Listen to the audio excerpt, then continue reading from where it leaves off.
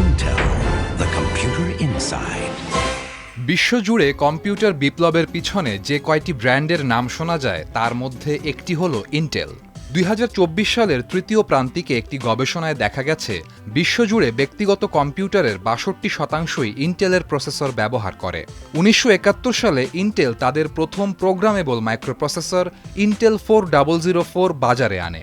যদিও 90-এর দশকে ঘটে যাওয়া কম্পিউটার বিপ্লবের আগে সর্বসাধারণের কাছে ইন্টেল নামটি ততটা পরিচিত ছিল না। 90-এর দশকে বড় হওয়া যে কোনো কম্পিউটার ব্যবহারকারীর কাছেই ইন্টেলের পেন্টিয়াম 2, 3, 4, কোর 2 ডুও, সেলেরন নামগুলি খুবই পরিচিত। পরবর্তীতে 2008 সালে ইন্টেল মূলধারার বাজারে নিয়ে আসে কোর 2 সিরিজের আপগ্রেড কোর i3, 5, 7 ও 9 সিরিজ। বিশ্বের বেশিরভাগ দেশেই এখনও এই সিরিজের প্রসেসরই ব্যবহৃত হচ্ছে।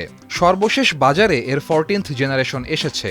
তবে সম্প্রতি এক ঘোষণায় ইন্টেল জানিয়েছে কোর i সিরিজের নতুন নামকরণ করা হয়েছে। এই ঘোষণার পর থেকে সিরিজটির প্রাইমারি সেগমেন্টের নাম হবে ইন্টেল কোর এবং অ্যাডভান্সড সেগমেন্টের নতুন নাম হবে কোর আল্ট্রা। পারফরম্যান্স লেভেল বিচারে প্রাইমারি সেগমেন্টে কোর 3, কোর 5, কোর 7 এবং অ্যাডভান্সড সেগমেন্টে কোর আল্ট্রা 5, 7 ও 9 প্রসেসর থাকবে। এই বছর এখন পর্যন্ত কোর আল্ট্রা 9 সিরিজের 5টি এবং 7 সিরিজের 9টি প্রসেসর বাজারে এসেছে।